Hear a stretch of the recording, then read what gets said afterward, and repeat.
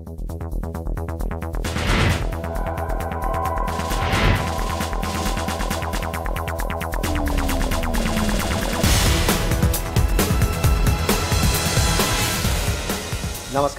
खास मुलाकात में आपका स्वागत है। मैं हूं कुमार राजेश और आज की खास मुलाकात एक ऐसी खास शख्सियत से होने वाली है जो अद्भुत बहुमुखी प्रतिभा की धनी है।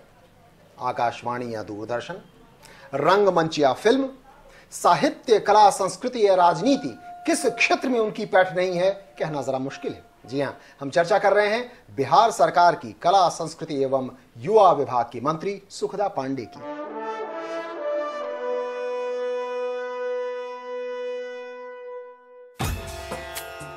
बिहार सरकार की कला, संस्कृति एवं युवा विभाग की मंत्री सुखदा पांडे आज हैं खास मुलाकात में।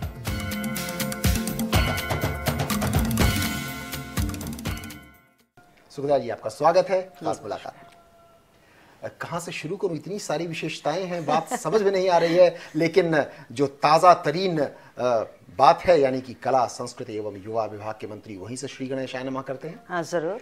तो इस मंत्रालय के अंदर भी बहुत बड़ी चुनौती है। लोग वित्त मंत्रालय या गृह मंत्रालय की तरह के महत्व वाले मंत्रालय को नहीं समझते हैं, लेकिन कला संस्कृति अगर आपकी सुदृढ़ है, सक्षम है, तो फिर कहना क्या। तो कितनी चुनौती आप देखते हैं अपनी मंत्रालय की दृष्टि से और क्या क्या करने वाली हैं? नहीं, आप एकदम ठीक कह रहे हैं। यह बात सच है कि जनहित के जो समस्याएं होती हैं या जनहित के जो मुद्दे होते हैं उससे सीधे जुड़ा हुआ विभाग नहीं है, लेकिन यह किसी भी राज्य, किसी भी देश की पहचान अगर हम पूछें तो संस्कृति ही उसकी पहचान होती है। बिल्कुल। और बिहार तो हमारा कला की दृष्टि से, संस्कृति की दृष्टि से बहुत ही समृद्ध राज्य है, इसलिए चुनौतियां सामने हैं। इस विभाग के बारे में, कला संस्कृति के बारे में बहुत पहले बहुत विचार नहीं किया गया, ऐसा मुझे लगता है। शायद इसीलिए चुनौती भी बड़ी है, क्योंकि पूरे विश्व में जाइए तो भारतीय संस्कृति अद्वितीय है। अगर बिहार की बात करें तो चाहे वो मगध एम्पायर हो या बोध गया हो या विष्णुपद हो, धार्मिक जगहें हैं, कला संस्कृति जगह, लेकिन जैसी बात आपने कही कि अनदेखी हुई या दुनिया को उसके बारे में पता नहीं है। तो इस तरीके से कला संस्कृति को कैसे सजा रही हैं, संवार रही हैं? नहीं, मैं पूरी कोशिश कर रही हूँ। जैसा कि आपने कहा, एकदम ठीक कहा कि हमारा बिहार का जो अतीत रहा है, हमारे बिहार का जो गौरव रहा है, वो बहुत ही समृद्ध रहा है। हम लोग तो बिहार जो थी वो शिक्षा भूमि थी, शिक्षा भूमि नहीं परीक्षा भूमि थी, और जिसके कारण जो पूरे विश्व के लोग यहाँ आते थे संस्कृति और शिक्षा को जानने और समझने के लिए। हम उस ओर प्रयास कर रहे हैं, और जो हमारी संस्कृति है या जो हमारी कलाएं हैं बिहार के विभिन्न क्षेत्रों की, वहाँ पर जो लुप्त जैसी हो रही हैं कलाएं या हमारी जो संस्कृति के सरोकार, उनको पुनर्जीवित करने के लिए हमने कई योजना बनाई है। हमने 5 वर्षों का रोड मैप तैयार किया है और उसी के आधार पर हम कार्य करने जा रहे हैं। हम रामायण महोत्सव करके अपनी उस परंपरा को सामने रखेंगे। हम सूफी महोत्सव भी करेंगे और सूफी महोत्सव को करके हम अपने मनेर शरीफ, बिहार शरीफ, फुलवारी शरीफ जैसी जगहों की परंपरा को भी खास तौर पे युवा पीढ़ी के सामने लाएंगे कि वो जाने। मंजूषा कला है, मधुबनी पेंटिंग तो अंतर्राष्ट्रीय ख्याति उसको मिल गई है, सिक्की की कला है, बहुत सारी ऐसी कलाएं हैं, पेंटिंग्स हैं, चाक्षुष प्रदर्श कला, दोनों में।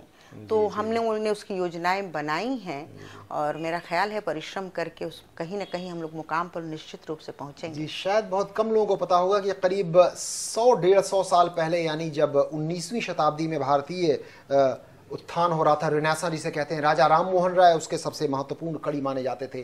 राजा राम मोहन राय की शिक्षा कोलकाता में नहीं हुई थी, पटना में हुई थी, और यहाँ आकर उन्होंने पढ़ाई की थी। लेकिन आज जब हम शिक्षा की बात करते हैं तो राजा राम मोहन राय तो कोलकाता से पटना आकर उन्होंने पढ़ाई की थी 150 साल पहले।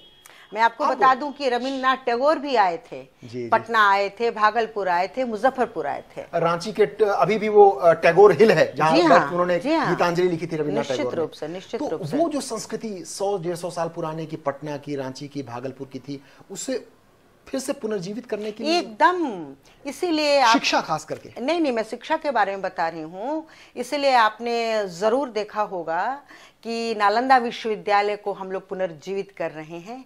हमने उसी अतीत की पहचान के लिए चंद्रगुप्त प्रबंधन संस्थान खोला है, हमने चाणक्य विधि विश्वविद्यालय खोला है, हमने आर्यभट्ट ज्ञान विश्वविद्यालय खोला है। उसी आर्यभट्ट चंद्रगुप्त चाणक्य के बारे में सब लोग जान सके। वह नामकरण जो हमने दिया है वह केवल नामकरण नहीं है, वह एक अतीत के गौरव की अनुभूति भी है। आर्यभट्ट, चाणक्य, चंद्रगुप्त, हाँ। गौरवशाली इतिहास को फिर से जीवित करने का प्रयास है। लेकिन अब एक छूते चलना चाहिए, अगर कहीं कांटा भी चुभता है तो उसे हमें निकालना चाहिए तो स्वास्थ्य अच्छा रहे। तो इनमें से एक चाणक्य जो लीगल जो है विधि विश्वविद्यालय है, वहाँ के स्टूडेंट्स थोड़े चिंतित हैं। उनका पहला कोर्स पूरा हो रहा है, कोई प्लेसमेंट के लिए नहीं आ रही है, तो लगे हाथ उनको भी आश्वासन देते देखिए, जब किसी चीज की शुरुआत होती है तो मैं तो आश्वस्त करना चाहती हूँ अपने उन छात्रों को जो इस तरह की बातें सोचते हैं, और उन्हें बधाई पे जाना पड़ा था। नहीं, मैं उन्हें बधाई देती हूँ कि आपने इस चाणक्य विधि विश्वविद्यालय में अपना नामांकन कराया। जब आरंभ हम किसी चीज का करते हैं तो निश्चित रूप से कुछ कठिनाइयां सामने आती हैं, लेकिन मुझे लगता है कि उसके लिए प्रयास किया जा रहा है और प्लेसमेंट होगा। और विधि विश्वविद्यालय का बड़ा भवन भी बन रहा है, एक पूरा कॉम्प्लेक्स बन रहा है, जिसमें चाणक्य विधि विश्वविद्यालय, आर्यभट्ट, ये सारे एक जगह रहेंगे। ये एक परिकल्पना है, उस परिकल्पना को जमीन पर उतरने में कुछ वर्ष लगेंगे, हकीकत में कुछ वक्त लगेगा, सपना को साकार करने में वक्त लगेगा। लेकिन एक नीतीश मंत्रिमंडल की चमकदार सितारा हैं, जो कि मंत्री हैं, आश्वासन अगर दिला रही हैं, तो चाणक्य विधि विश्वविद्यालय के प्रिय छात्रों, आप दुखी ना हो, चिंतित ना हो, आपका ख्याल सरकार रख रही है। लेकिन आपने लगे हाथ जैसे अलग अलग विषयों की बात की, तो इसका मतलब नीतीश जी ने जो शानदार जीत के साथ नया मंत्रिमंडल बना है, आप लोगों में जबरदस्त कोऑर्डिनेशन की जरूरत होगी। शिक्षा मंत्रालय, पर्यटन मंत्रालय, कला संस्कृति मंत्रालय, तो इस दिशा में कुछ एक GOM जिसे कहते हैं, ग्रुप ऑफ मिनिस्टर्स, वो है।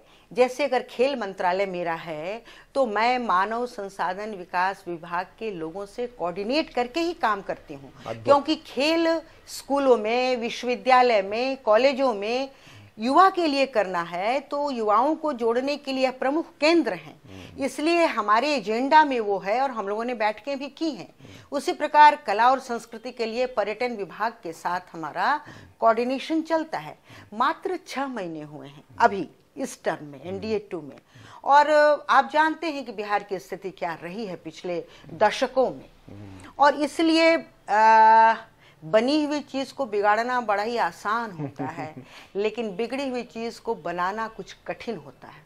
देखिए, मैं एक बात जरूर कहना चाहूंगी कि महत्वपूर्ण है कि आपकी नीयत क्या है। प्रक्रिया में देर लग सकती है, परिश्रम आप अगर करते हैं और अगर आपकी नीयत है तो निश्चित रूप से आप मंजिल तक पहुंचेंगे। और कला और संस्कृति के क्षेत्र में बिहार को नंबर 1 बनाने की मंजिल को आप जरूर पहुंचेंगी। जरूर।